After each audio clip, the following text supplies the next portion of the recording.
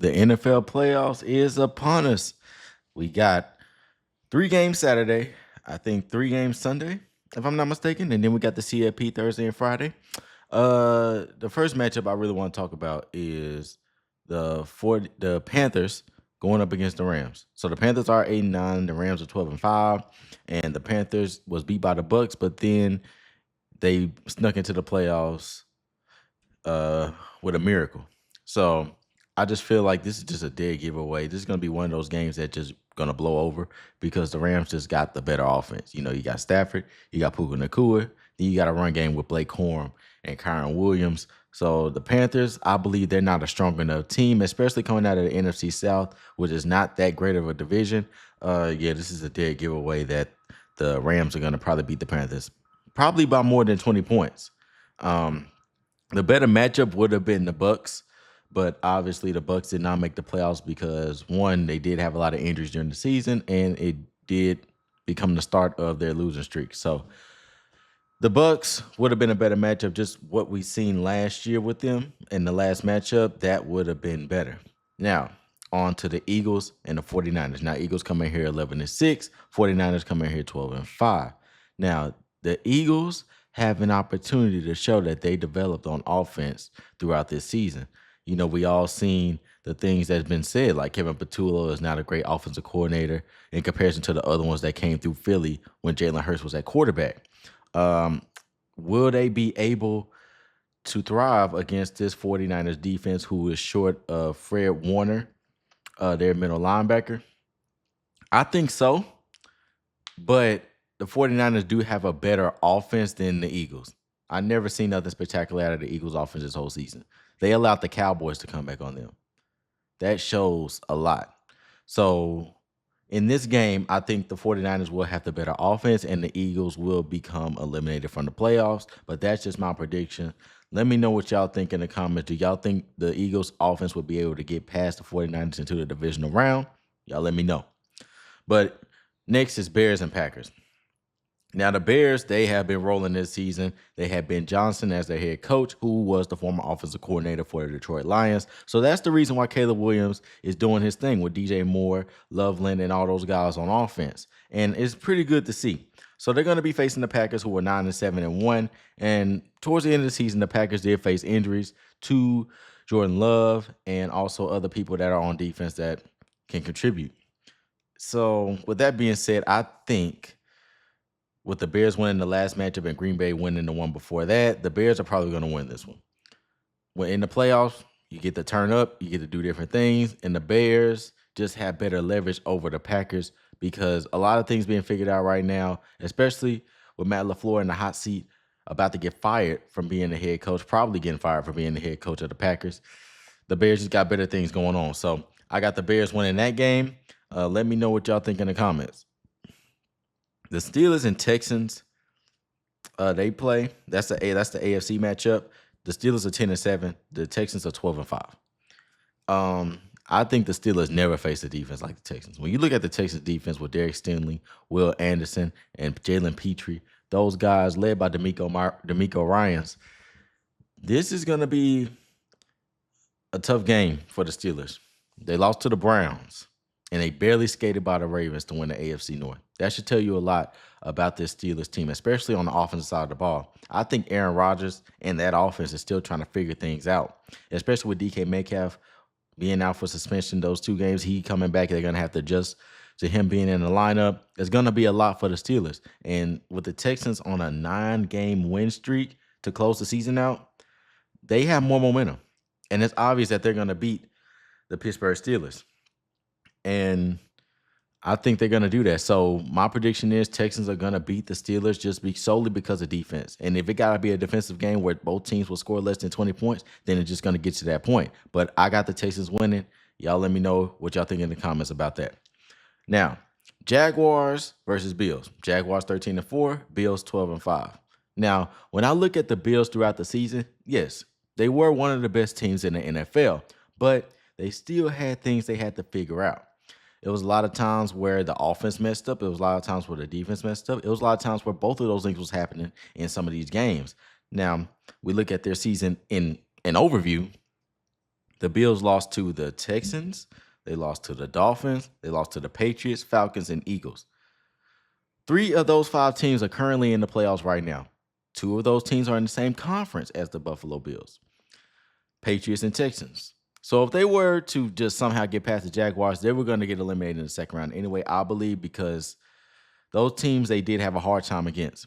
Now, as for the Jaguars, they beat the Chargers and they beat the number 1 seeded Broncos. So with that being said, I think Jaguars, they have a better approach when it comes to beating those better teams. And I think that will carry on into this weekend when they go up against the Buffalo Bills. And with that being said, I got the Jacksonville Jaguars winning that game. Y'all let me know what y'all think in the comments about that. I already know that they're going to probably take it home. And with that being said, I think now Josh Allen, the issue with Josh Allen, I think his tendency to struggle during games is pretty high. There's times where he looks like the best quarterback in the league in some games. And there's other times where he looks like he doesn't know what's going on the field. We've seen him throw some of the worst interceptions in these games.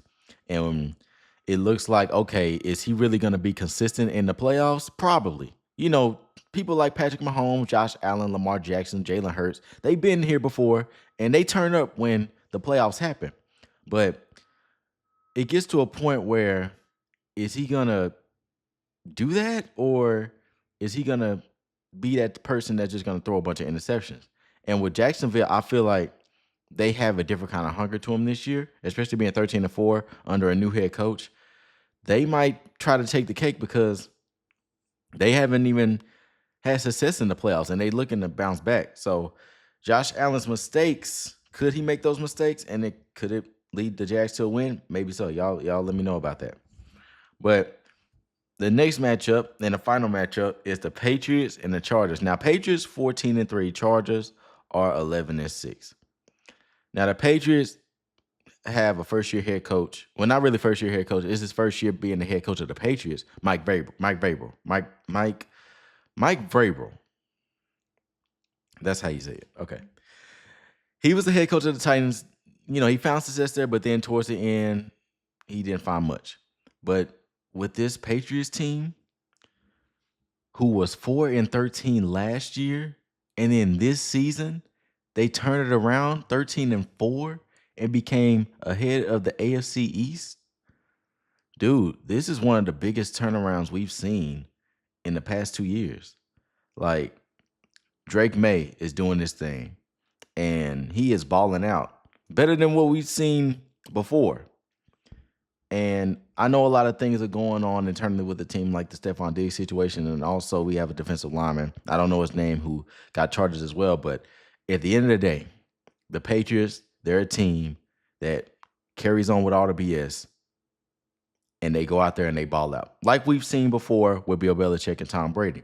A lot of BS happened with them, but they put it aside and they won Super Bowls. And that's the same thing I'm seeing out of Mike Vrabel. So with this Patriots team, I think they are more capable of beating the Chargers because of that. They're able to just focus on football and play. And that's all you need. And as far as the Chargers, when they enter the playoffs, it's like a come and go kind of thing. Like, they played the Jags. They were beating the Jags. Came back. And then the Jags won.